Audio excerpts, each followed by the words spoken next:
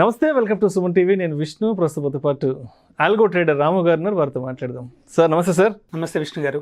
Sir రాము గారు, ఇప్పుడు psychology అంటే మనం హెల్త్ ఇష్యూస్కి సంబంధించి మాట్లాడుకుంటుంటాం ఎక్కువగా కూడా. అంటే సైకలాజికల్గా ఇబ్బందుల్లో ఉన్నాడు, మానసిక ఒత్తిడికి గురి అవుతున్నాడు, ఆందోళనకు గురి అవుతున్నాడు అంటూ కూడా సైకలాజికల్ ఇష్యూస్ గురించో లేదా హెల్త్ ఇష్యూస్ గురించి మాట్లాడుకుంటుంటాం. ఇప్పుడు మార్కెట్ విషయానికి వస్తే కూడా ఈ సైకాలజీని తీసుకొచ్చి దీంట్లో అటాచ్ చేస్తుంటారు. ట్రేడర్ సైకాలజీ అని చెప్తుంటారు కదా. ఏంటి అసలు ఈ ట్రేడర్ సైకాలజీ ఏ విధంగా ఉండాలి? ఇతను ట్రేడింగ్లోకి రావాలి అంటే తనను తాను ఏ విధంగా సిద్ధపరచుకొని ట్రేడింగ్లోకి రావాలంటారు అసలు? ఇది విష్ణు గారు, చాలా ట్రేడర్స్లో మెదులుతున్న సమస్య. అసలు ఈ ట్రేడర్ సైకాలజీ ఏంటి? ఏ మీటింగ్లో అయినా కూడా ఒక 10 నిమిషాలు, ఒక 20 నిమిషాలు మాకు ట్రేడింగ్ సైకాలజీ గురించి చెప్పండి అనేసి చాలా మీటింగ్లో అడుగుతుంటారు.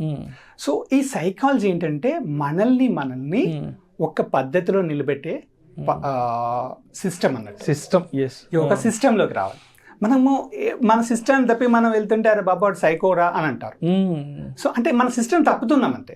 ఆ సిస్టమ్ తప్పకుండా ఉండాలి అని అంటే మనం సైకాలజీగా మినిమం మన పద్ధతులు మనం చేసుకోవాలి. ఒక మంచి ధోరణి, ఒక మంచి వ్యావహారిక శైలి మన భాష బయటకు వెళ్తే ఇంకా రకరకాల మాటలు ఉంటాయి. సో ట్రేడింగ్ లో కూడా మనకు అదే ఇంప్లిమెంటేషన్ అవుతుంది. ట్రేడింగ్ అనే రూల్స్ ని మనం ఎప్పుడైతే అవాయిడ్ చేస్తున్నామో ఖచ్చితంగా మనల్ని ఓ పద్ధతిలో చూస్తూ ఉంటారు. అంటే మన పద్ధతులు మనం తప్పి చేస్తున్నాం, అంటే వ్యవహారం చెడిపోయింది అంటారు. అంటే మామూలుగా ఇద్దరు వ్యక్తుల గురించి కంపేర్ చేస్తున్నప్పుడు వాళ్ళిద్దరి మధ్య వ్యవహారం చెడింది అంటుంటారు. ఇది కూడా అంతే. ఏ బిజినెస్ కి ఎన్ని రూల్స్ ఉంటాయో అదే విధంగా ట్రేడింగ్ కూడా రూల్స్ ఉంటాయి. ఆ ట్రేడింగ్ రూల్స్ తప్పుతున్నాము అంటేనే మనం ఆ ఇంటెన్షన్ లోకి వెళ్ళిపోతున్నట్టే. సో ట్రేడర్ అక్కడ భయపడతాడు. ఆ రూల్ తప్పి ట్రేడ్ చేశాడంటే ఖచ్చితంగా భయపడుతుంటారు. సో ఇక్కడ సైకాలజీ అనేది పర్టికులర్గా ఇది చదవాలి, ఈ సబ్జెక్ట్ చదవాలి, ఇవన్నీ ఏం కాదు. సైకాలజీ అంటే మీ రూల్స్ని మీరు ఇంప్లిమెంటేషన్ చేస్తే you are the healthy person. మీ రూల్స్ కనుక మీరు ఇంప్లిమెంటేషన్ చేయకపోతే మీరు ఇంకో పార్ట్లో ఉన్నట్టు. అంటే చేయాల్సిన పని చేయకుండా ఇంకో పని చేస్తే అంతే. సో దీనిలో ఏంటంటే ఇప్పుడు మనము భారతంలో కనుక చూసుకున్నట్లయితే మంచిగా చెప్తారు, బాబు మీ పని మీరు చేసుకుంటూ వెళ్ళండి, ఫలితాన్ని ఆశించకండి, మీ పని మీరు చేసుకుంటూ పోండి, జరగాల్సింది దేవుడు జరుగుతారు కదా.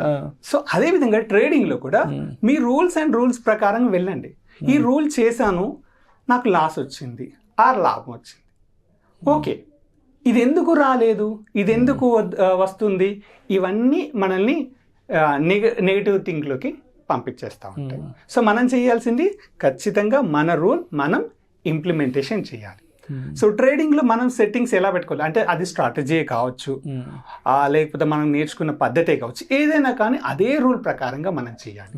సో ఇక్కడ మనం గమనించినట్లయితే ఏంటంటే ఇప్పటి వరకు ఏ ట్రేడర్ అయినా కానీ ఇన్వెస్టర్ అయినా కానీ చేసిన తప్పునే చేస్తూ ఉంటాడు.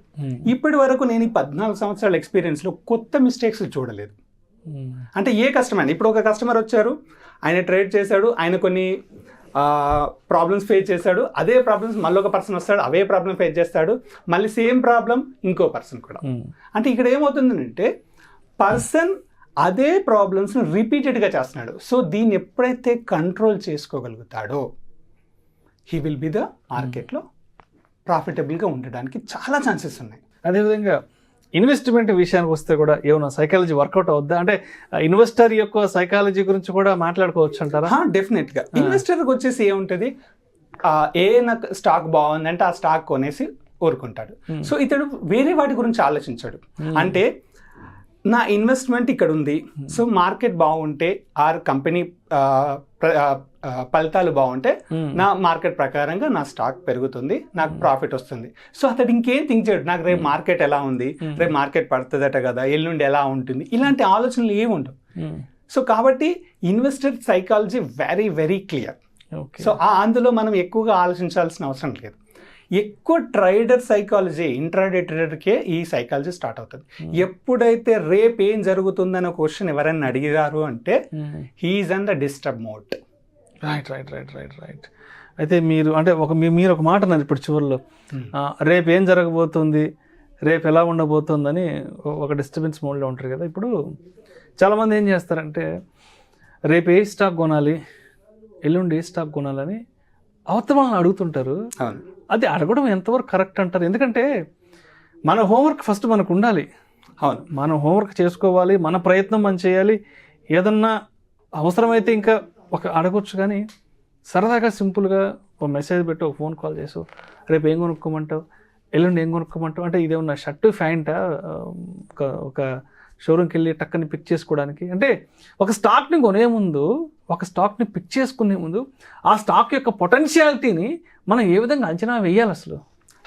ఇక్కడ మీరు అడిగిన క్వశ్చన్ ఎంత వ్యాలిడ్ క్వశ్చన్ అంటే అంత వ్యాలిడ్ క్వశ్చన్. ఎందుకంటే ప్రతి మీటింగ్లో ఇదే క్వశ్చన్. ఇప్పుడు మనం వీడియో చేసిన తర్వాత కూడా ఎప్పుడు కూడా ఏం కొనాలి అనేది ఎప్పుడు కూడా అడగకూడదు. సార్, ఈ స్టాక్ ను మీరు ఏ పాయింట్ ఆఫ్ లో రికమెండేషన్ చేశారు? Exactly, yes. సో ఆ స్టాక్ మీరు ఏ పారామీటర్స్ తీసుకున్నారు? ఇది కనుక అడిగితే మళ్ళీ మనం ఇంకేం కొనాలని అడగాల్సిన అవసరమే లేదు.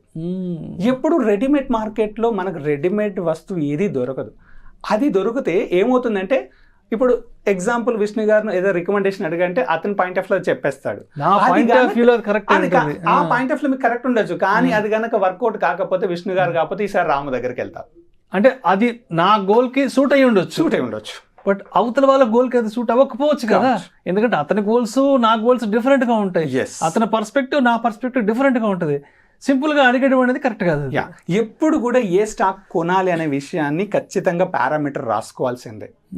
ఎందుకంటే స్టాక్లో నెంబర్ ఆఫ్ స్టాక్స్ ఉంటాయి. సీజనల్ స్టాక్ తీసుకుంటారా, డివిడెండ్ స్టాక్స్ తీసుకుంటారా, లేకపోతే బోనస్ ఇచ్చే స్టాక్స్ తీసుకుంటారా, మీరు ఎనీ స్టాక్స్ ఎవరు ఏ స్టాక్స్ తీసుకున్నా కానీ ఖచ్చితంగా ఇన్ని సంవత్సరాల ఎక్స్పీరియన్స్లో వాళ్ళకు ఈ స్టాక్ ఎందుకు కొన్నాము అనే ఒక ఐడియా వాళ్ళకి కనుక ఉండుంటే ఖచ్చితంగా నెక్స్ట్ ఫర్దర్గా మనకి ఈ క్వశ్చనే రిపీట్ కాదు. సో కంపల్సరీగా కస్టమర్కి మినిమం నాలెడ్జ్ ఉండాలి. ఇప్పుడు ఇదే విషయంలో ఇంకొక విషయం మనం సరదాగా మాట్లాడుకుందాము. వీటి గురించి మనం డిబేట్ పెట్టుకోలేము, కానీ మాట్లాడుకుందాం. ఇప్పుడు F&O ట్రేడింగ్లో లేదా ట్రేడింగ్లో నష్టపోయారు 90% అని మనకు ఒక యాప్ ఓపెన్ చేయగానే వచ్చేస్తుంది.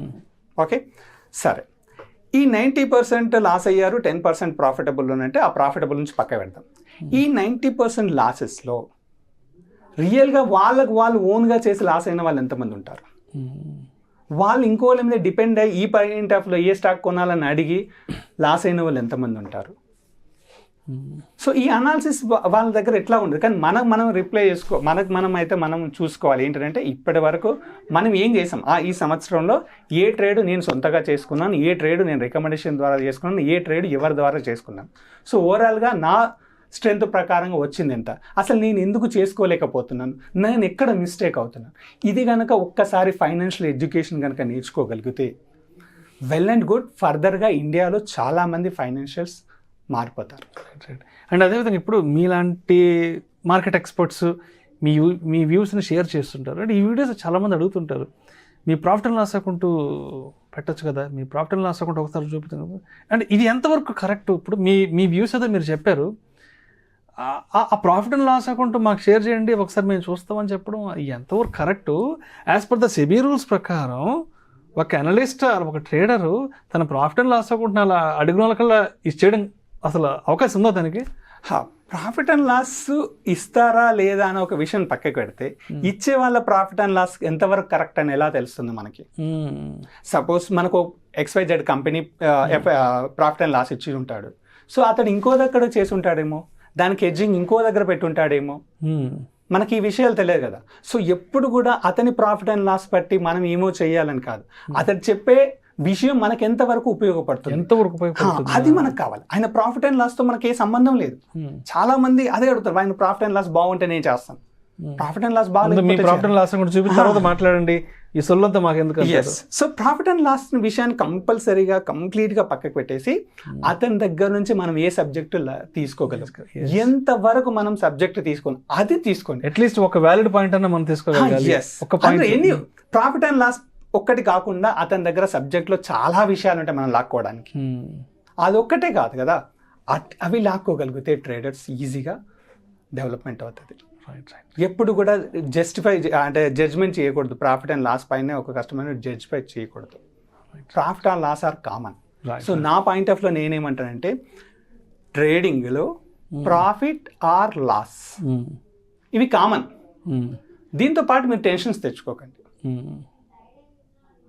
సో కాబట్టి మన రూల్ కనుక మనం పెట్టుకోగలిగితే ఖచ్చితంగా మనం ప్రాఫిట్ను ఎంజాయ్ చేస్తాం, లాస్ను కూడా ఎంజాయ్ చేస్తాం. ఎందుకనంటే నా రూల్ నేను చేసేసాను, సో ప్రతిఫలంతో నాకేం ప్రాబ్లం లేదు. Thank you sir, thank you so much Ramu గారు. థ్యాంక్ యూ విష్ణు గారు. ఒక ట్రేడర్ యొక్క సైకాలజీ ఏ విధంగా ఉండాలి, ఒక ఇన్వెస్టర్ యొక్క సైకాలజీ కూడా ఎలా ఉండాలి, తను కూడా మార్కెట్స్కి సంబంధించిన ఎటువంటి విషయాల పట్ల తప్పనిసరిగా అవగాహన కలిగి ఉండాలనే అంశం గురించి చాలా చక్కగా తెలియజేసి thank you so much sir. Thank you అండి.